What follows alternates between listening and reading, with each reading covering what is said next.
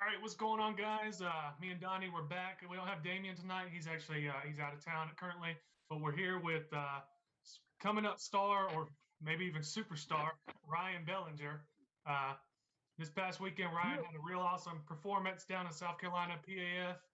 Right before that, he had a real solid performance at Southeast Regionals and stellar performance at Georgia Arm Fights. Uh, but not really. I mean, he pretty much introduces himself with that repertoire this year alone. Yes, sir. Ryan, how you feeling after the tournament, man? Dude, actually, like I'm feeling good, man. Like I got home Saturday night around 10 or whatever. Just kind of ate, went to bed, woke up next morning. Was a little stiff, but I did a recovery workout, man. Like that morning, I got up, got out, just did a bunch of band work. Didn't lift up anything heavy at all. But the funny part is, man, like I think after that war with Adam, because when I went through the 220 class, sorry if I'm skipping ahead, but I kind of just went through like a hot knife through butter. I don't mean to sound any kind of conceited or whatever, but I kind of went through that class undefeated, and I met up with Adam, and Adam Rosinski, top 8 in the country. You know what I mean? Just a freaking beast. And, he's an animal. Yeah, man. And I tell you right now, like I'm a little sore. I'm not like brachialis or nothing like that. Yeah. It's like, dude, like both hips. I've never been to a tournament where people were so hyped for a match. It was a war, man. They were so loud. It was insane. Like y'all had. I've watched that video about 10 times, man. Just going back and just trying to dissect, and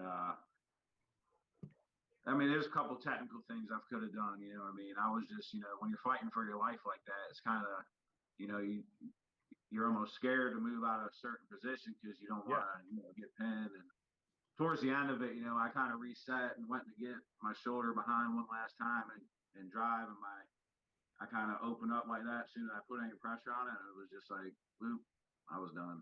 You know what I mean? It was like a 55-second match, man. Probably the longest match I've ever been in. You know what I mean? It felt longer than that, especially even in the crowd. I can only imagine how it felt being in there. Yeah, dude. I know his endurance is great, but I guarantee you he was feeling it. I guarantee. But like my ass and everything's hurting me. And like, I told the wife, I was like, man, I feel like I got hit by a damn truck, dude. You ain't lying. I told Brittany, I was like, the tournament for me went fast. I mean, my arms weren't really sore. I got my ass whooped on that after table, man. That's where it killed me. The tournament, I really got humbled this week on based on pros. I really learned a lot from that. You look good though, man. I mean, you know what I'm saying? Like for a little while there, I was calling myself like the best of the worst or the worst of the best. You know what I'm saying? That's kind of like where I'm at. You know what I mean? Yeah. But I mean, you look good, man. You know what I'm saying? Like, I mean, taking a loss to Hunter, that's not to be. There's no shame in that, dude. I mean, that he has a national level hit for sure. Oh yeah, I lost to 3 different people. I lost to Hunter on left, Cody on left, and then I lost to Cody on right, and then Padrik, I think is his name, the Indian kid with the glasses. Yeah. I caught Cody and Padrik, but like I said, I just don't know enough, man. Once I get in a certain positions, and the after table showed a lot. I mean, when I was being coached through certain things and slow pullings, I mean, which you have to be able to apply that, of course, when you go to a tournament, but that's how you learn. And when we were slow pulling and I was being coached to do certain different things, I mean, it was night and day. But applying that to the table is, I mean, experience in this sport. I'm learning every day. You just got to put your time in, man. There's so much to learn. It's chess. There's so many moves in chess. Dude, yeah. I mean, like I said, I watched some videos and to go back and say I should have did this or should have did that, but in the middle of the dog fight, man, I mean, you're just trying to maintain position, and you know what I mean. It's a struggle, man. But I mean, the more you pull, you know what I'm saying? Like I've been in it like 3.5 years, you know what I mean? So Okay. Yeah, I was gonna ask you how long you've been pulling. That's yeah, crazy. That's not even like what most people would consider time that they would have put in to get to where they're at. You're making big waves really quickly. I'm trying to be like Paul Lynn, man. You know? Dude, hey, Yeah, you're Paul Lynn. going up there. Yeah, You're I'm getting trying. up there, man, because you definitely got people talking about you. Your name's in people's mouths big time. So in a good way. I Right, mean, right. I haven't heard nothing but good things about you, especially, I mean, even Adam, I heard what Adam said and what he wrote on Facebook. I mean, you were definitely doing the right thing, man. It was a Yeah, pleasure to watch you up there. I mean, and I definitely learned a lot from you being up there too. Just watching you, how you approach the table and while you're up there, and you're an animal, dude. Like I said, I wanted to go over some of the things that you got at Latson, if you don't mind. yeah. So Ryan, you pull out, you're from Surfside, aren't you? Yeah, Surfside, South Carolina. Awesome, Yeah. dude. Ryan, you went to the Hail to the King 6 this weekend in Latson. You got the tough man. You were the right-handed overall champ. You got, was it first right-handed in your division? First then, right, yeah, and then third, and then another third. left, and then Yeah. I took third and 242s. Okay, yeah. So you pulled up a class and got third. Yeah, yeah. That's I took insane. that loss. I took that loss to Adam, and then Man. well Shane Owens. He's a good newer puller too. He Yeah. went through an arm break and stuff. He's a beast, you know. And I I guess maybe underestimated a little bit. Hit sideways. He caught me, brought me over, but luckily I was able to get that loss or avenge that loss in the overalls, you know. But Yeah. so it was cool. And Chad Silvers didn't pull the overalls, so you know what I mean. It might have been a different story if he was pulling. There you go. Yeah. That's a 7-time world champion. when Chad's in the mix, it's a different ball game. Yeah, man. Yeah. Every time I see Chad, it looks like he gets bigger and bigger and bigger, and I'm like, yeah. God, man. Every time I see him, I'm like, and that's just that sideways hit, man. Like all he's got to do is this. Yeah. Good luck catching it, man. Well, I mean, you can tell that those guys train hits, because I mean Hunter, I mean, it shows in the people that he trains or trains with him. I mean, they all have a crazy hit. It's crazy. Like it doesn't even give you time to engage. I mean, you don't even have time to think. By the time your muscle actually reacts, your hand's already on the pin. Right. On the pin pad. It's crazy. So I wanted to ask you, man, since you and Adam had that good battle, is there a title shot in your future? Are you going to be trying to call out anybody to get a title?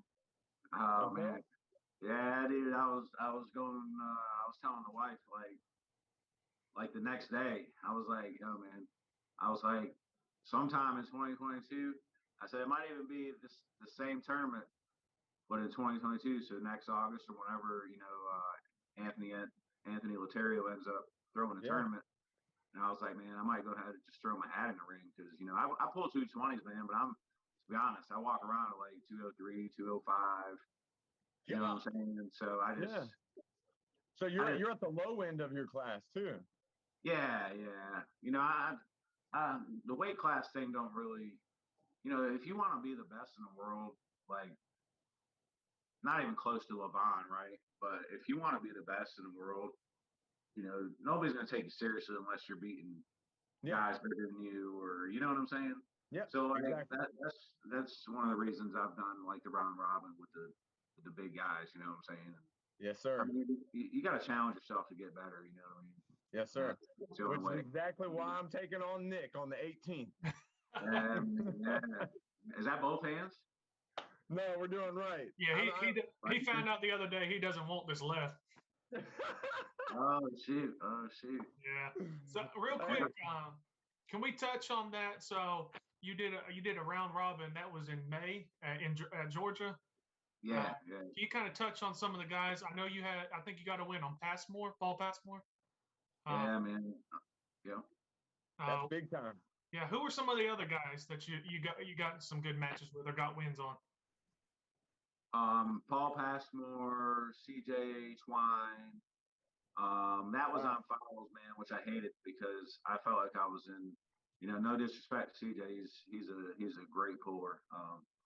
But I felt like I was definitely going to win that match, whether he fouled or not. I felt like he wasn't going to move me any further than he was. I just couldn't pin him either. You know what I mean?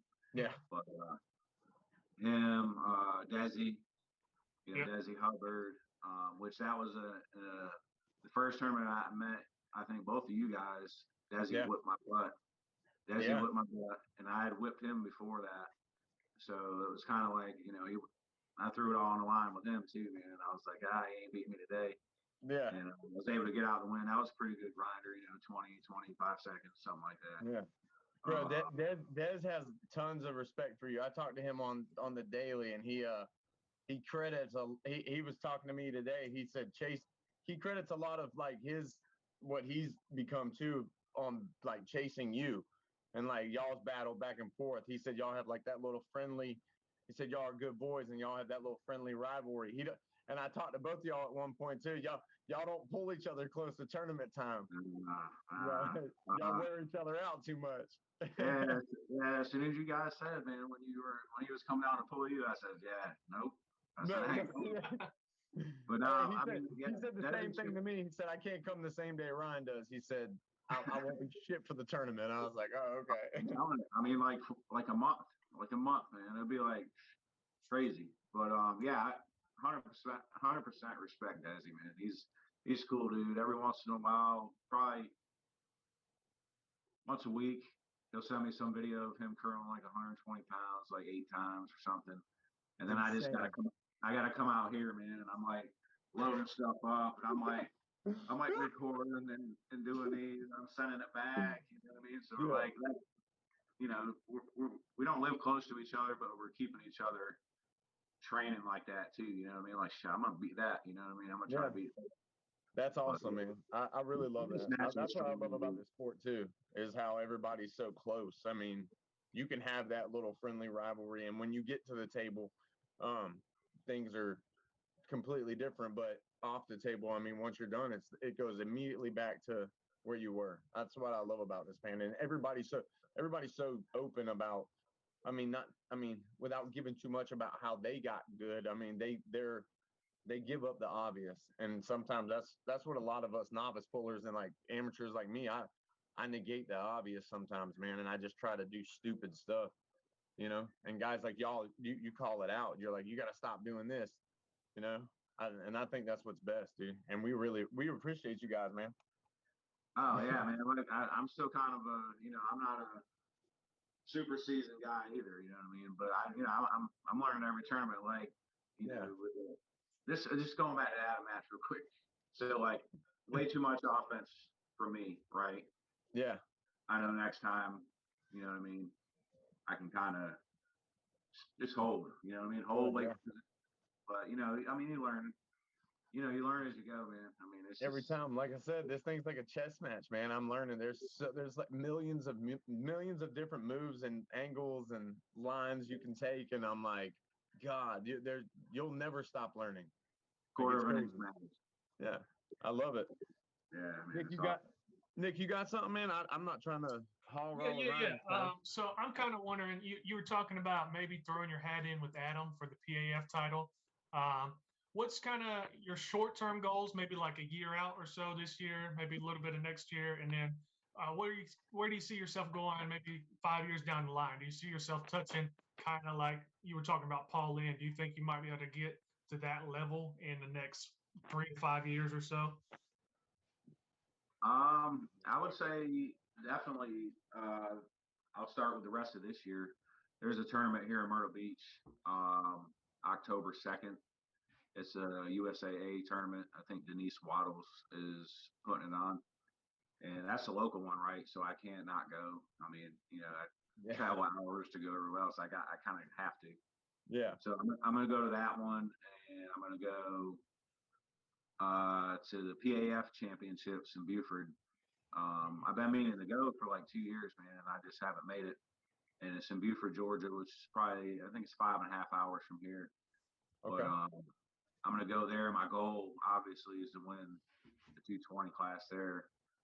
And, yeah, going into next year, definitely, like I said, sometime next year, I'd like to challenge probably Adam for the belt. And it depends. I mean, Adam, or then there's Jerome Loud for 220. You know what I mean? So Yeah. Either one of them, I could see myself chasing. I think I'm closer. No disrespect to Adam, but I think I'm closer to Adam than Jerome. Yeah. Jerome's just another animal. You know what I mean? I would like to see either match. I think you could hang either way, especially by the time you get there with the trajectory that you're taking. I think either one would be a good match. To be honest with you. Yeah. I'd be honored to pull either one of them. If John Brzezinski asked me to pull him, I'd pull him. You know what I mean? Right. Not that I'd win, but I mean, come on, it's the GOAT. Yeah, absolutely. But I would say, a couple years, 3, 4. All right. I want to be on WAL, right? Who doesn't? Exactly. That would be great. Get on WAL, get your name out there, get a couple wins. You know what I'm saying? Sure. 5 years, you know what I mean? I would love to be going back and forth with Paul Lynn, RBJ, you know what I mean? That'd be awesome. Guys, man. And I'm hard-headed, man, so my training ain't never going to stop. Yeah. Right. Lord willing. Lord willing. I mean, what happens in life. Right. Knock on wood.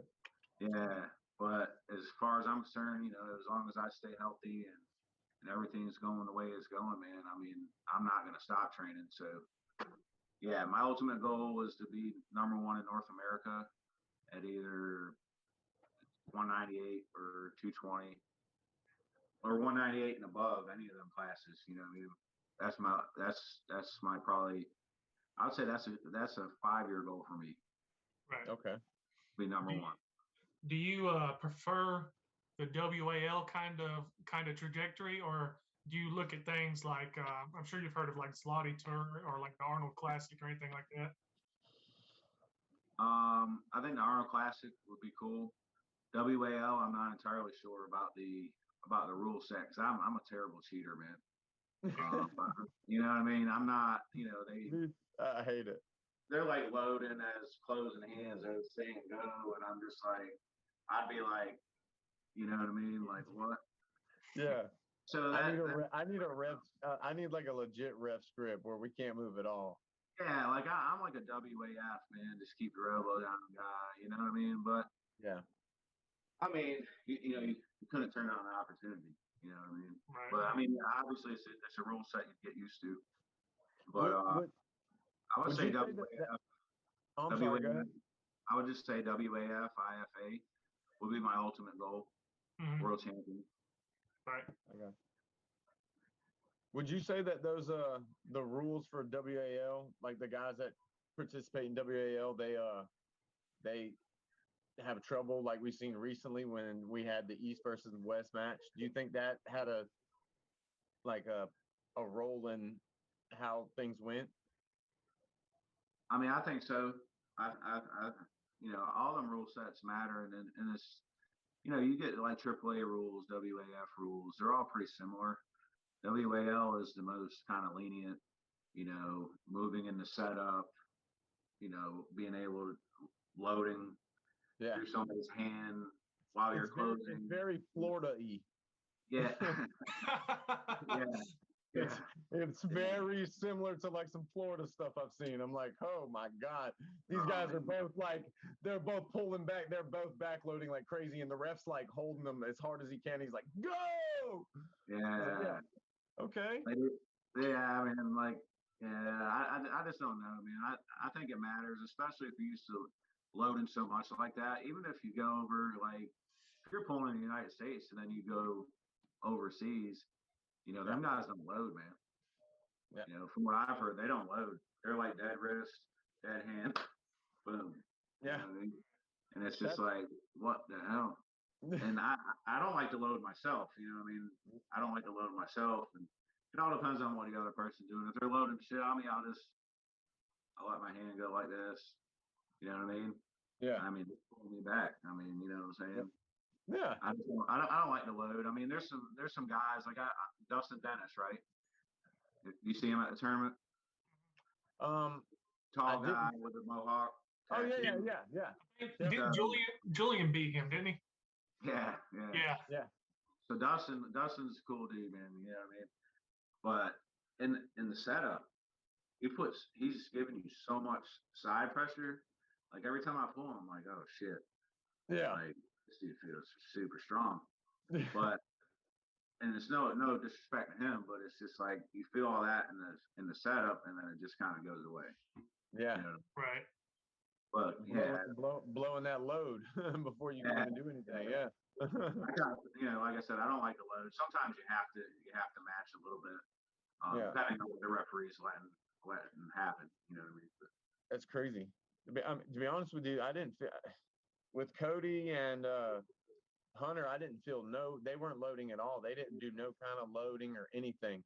The Padrique guy, the little Indian kid, he was loading like crazy. Like I was having to match his hand pressure and everything. But the other two guys, they were silent killers, bro.